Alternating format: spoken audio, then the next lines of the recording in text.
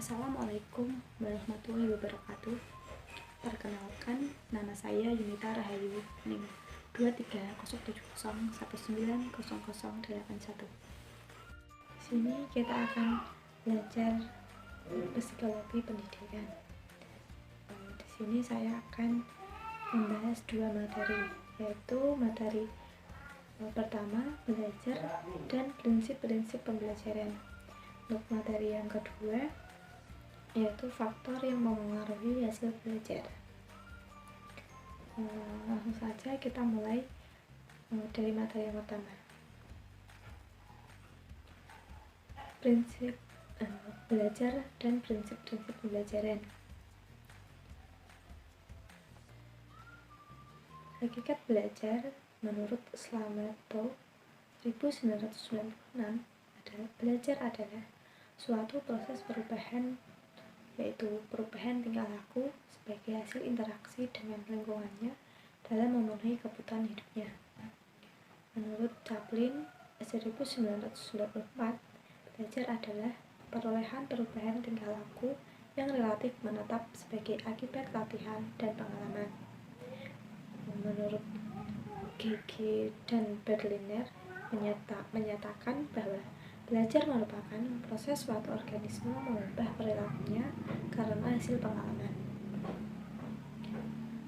Kemudian ciri-ciri belajar, yaitu belajar berkaitan dengan perubahan perilaku. Kedua, perubahan perilaku tersebut terjadi karena didahului oleh pengalaman. Selanjutnya, perubahan perilaku yang disebabkan belajar bersifat relatif permanen.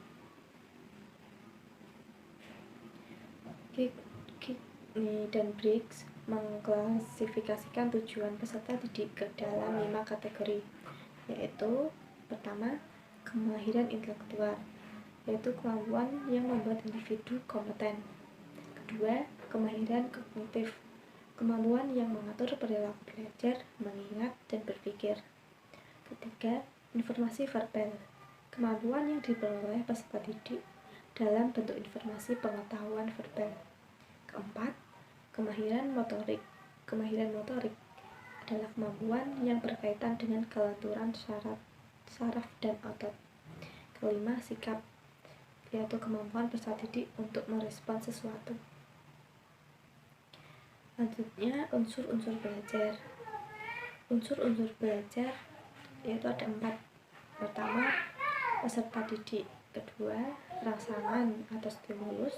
Ketiga, memori. Keempat, respon. Prinsip-prinsip belajar. 1. Informasi faktual. Informasi yang diperoleh dengan cara yaitu dikomunikasikan kepada pembelajar. Kedua, dipelajari oleh pembelajar sebelum memulai belajar baru. Ketiga, dilacak dari memori karena informasi tersebut terpendam dalam memori pembelajar. Kedua, kemahiran intelektual. Pembelajaran harus memiliki berbagai cara dalam mengerjakan sesuatu, terutama yang berkaitan dengan simbol-simbol bahasa dan lainnya.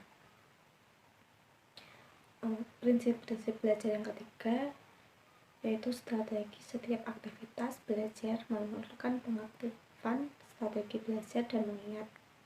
Belajar harus mampu menggunakan strategi untuk menghadirkan stimulus yang kompleks, memiliki dan membuat kode bagian-bagian stimulus, memecahkan masalah, dan melacak kembali informasi yang telah dipelajari.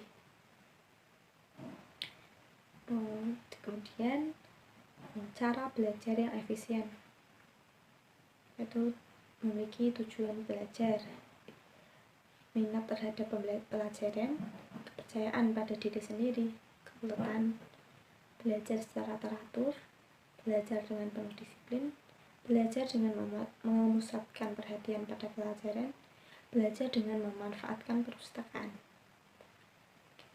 Kemudian, pemanfaatan gaya belajar yang khas. 1. Visual. Contohnya, bicaranya cenderung cepat, lebih mudah belajar dengan cara melihat daripada mendengar. Ketika bertelepon suka mencoret-coret, gemar membaca, dan lain-lain. Kemudian auditory, itu mudah menerima penjelasan yang didengar dari guru. Lebih mudah belajar yang didengar daripada dilihat. Lebih suka cerita daripada menulis, pembicara yang fasih, dan masih banyak lagi. Yang ketiga, kinestetik, itu sulit untuk duduk diam dalam waktu lama. Lebih mudah memahami sesuatu dengan cara dipraktekkan, melibatkan sebagian anggota tubuh ketika belajar. Lebih mudah menghafal dengan cara berjalan dan bergerak. Dan mungkin masih ada contoh yang lainnya. Selanjutnya, faktor-faktor yang mempengaruhi belajar. 1. Kondisi internal. Kondisi internal meliputi kondisi psikis dan kondisi sosial. Kondisi psikis di sini yaitu kemampuan intelektual, emosional. Dan kondisi sosial yaitu kemampuan bersosialisasi dengan lingkungan. Kedua, kondisi eksternal meliputi variasi dan tingkat kesulitan materi belajar, tempat belajar, iklim, suasana lingkungan, budaya belajar. Ketiga, faktor pendekatan belajar. Jenis upaya belajar individu yang meliputi strategi dan metode belajar yang digunakannya untuk melakukan materi. Selanjutnya, Ralph Taylor 1999 memberikan 3 alasan penting tujuan belajar yang ditetapkan dalam tujuan instruksional, yaitu 1. Berguna dalam pengukuran prestasi belajar. 2. Memberikan panduan dalam merencanakan pembelajaran, apa yang diharapkan akan dicapai oleh siswa setelah pembelajaran selesai. 3. Siswa mengetahui sebelumnya apa yang harus dipelajari, sehingga selanjutnya siswa dapat lebih mengarahkan perhatian dan usahanya. Kemudian prinsip-prinsip pembelajaran. 1. Prinsip pembelajaran teori behavioristik, yaitu dari Hartley dan Davis. Pembelajaran yang dapat menimbulkan proses belajar yang baik apabila peserta didik berpartisipasi secara aktif. Materi disusun dalam unit-unit kecil secara sistematis dan logis. Tiap respon peserta didik diberi-berikan dan disertai penguatan. 2. Konsep pembelajaran teori kognitif dari Riley dan Lewis. Pembelajaran akan lebih bermakna apabila menekankan makna dan pemahaman. Mempelajari materi tidak hanya proses pengulangan, tapi perlu melakukan proses transfer secara lebih luas. Menekankan adanya pola hubungan, menekankan pembelajaran prinsip dan konsep, menekankan struktur disiplin ilmu dan struktur kognitif. Objek pembelajaran seperti apa adanya, menekankan pentingnya bahasa sebagai dasar pikiran dan komunikasi, perlunya memanfaatkan perbaikan yang lebih bermakna. 3. Prinsip pembelajaran teori humanisme. Belajar adalah memanusiakan manusia. Anak yang berhasil dalam belajar bersama dapat mengaktualisasi dirinya dengan lingkungan. Pengalaman dan aktivitas peserta didik merupakan prinsip penting.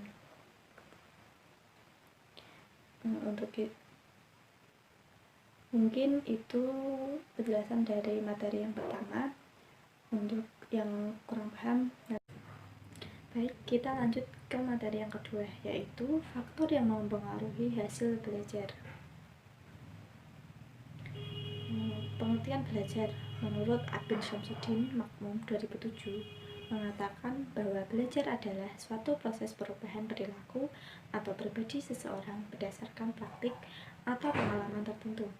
Sedangkan menurut Muhyiddin Shah, belajar merupakan proses memperoleh pengetahuan atau psikologi kognitif. Belajar juga diartikan pula sebagai suatu perubahan kemampuan bereaksi yang relatif langgeng sebagai hasil latihan yang diperkuat. Jadi karakteristik belajar itu antara lain: belajar adalah suatu perubahan dalam tingkah laku. 2. Belajar terjadi melalui latihan dan pengalaman, atau perubahan karena pertumbuhan atau kematangan bukan merupakan hasil belajar. Contoh, perubahan seorang bayi. 3. Belajar terjadi melalui latihan dan pengalaman, berarti perubahan tingkah laku yang disebabkan oleh motivasi, kelelahan, adaptasi, atau kepekaan seseorang yang biasanya hanya berlangsung sementara, bukan merupakan hasil belajar. Selanjutnya, perubahan tingkah laku itu menyangkut berbagai aspek kepribadian, atau fisik atau psikis, seperti perubahan pengertian berpikir, keterampilan, kebiasaan, sikap, dan lain-lain. Kemudian, faktor-faktor yang mempengaruhi keberhasilan belajar. Kegiatan belajar merupakan sebuah proses yang akan menghasilkan hasil dari proses belajar tersebut. Keberhasilan belajar dipengaruhi oleh banyak faktor. Menurut Slamento dan Alim Purwanto, faktor yang memengaruhi faktor belajar siswa terbagi menjadi 2, yaitu faktor internal dan faktor eksternal. Faktor internal, faktor-faktor yang berasal dari dalam diri seseorang yang dapat mempengaruhi keberhasilan dalam belajar. Faktor eksternal, yaitu faktor-faktor yang berasal dari luar diri seseorang. Faktor internal yaitu meliputi 1. Faktor fisiologis atau jasmani, yaitu merupakan salah satu faktor internal dan faktor-faktor yang mempengaruhi hasil belajar. Faktor fisiologis meliputi keadaan jasmani dan panca indera. Kedua, faktor psikologis atau inteligensi, minat, motivasi, bakat, dan konsep diri. Faktor psikologis adalah keadaan psikologis seseorang yang dapat mempengaruhi proses belajar. Beberapa faktor psikologis yaitu kecerdasan atau inteligensi siswa, minat dan motivasi, bakat, konsep diri. Kemudian faktor eksternal yaitu meliputi faktor keluarga, yaitu keluarga adalah lembaga pendidikan yang pertama dan utama bagi siswa. Pengaruh keluarga bagi siswa adalah berupa cara orang tua mendidik, relasi antara anggota keluarga, suasana rumah, keadaan ekonomi keluarga, pengertian orang tua, dan latar belakang kebudayaannya. Kedua, faktor lingkungan sekolah seperti guru, administrasi, dan teman-teman sekelas dapat mempengaruhi proses belajar seorang siswa. Hubungan yang harmonis antara ketiganya dapat menjadi motivasi bagi siswa untuk belajar lebih baik di sekolah. Yang ketiga, lingkungan masyarakat. Lingkungan masyarakat membentuk kepribadian anak karena dalam pergaulan sehari-hari, seorang anak akan selalu menyesuaikan dirinya dengan kebiasaan-kebiasaan lingkungannya. Keempat, lingkungan non-sosial. Faktor-faktor yang termasuk lingkungan non-sosial adalah lingkungan alamiah dan faktor instrumental. Terima kasih, itu penjelasan dari materi yang kedua. Untuk teman-teman yang belum paham, mungkin nanti bisa ditanyakan ya. Sekian pembahasan materi dari saya, kurang lebihnya saya mohon maaf. Semoga bermanfaat buat semuanya. Terima kasih. Assalamualaikum warahmatullahi wabarakatuh.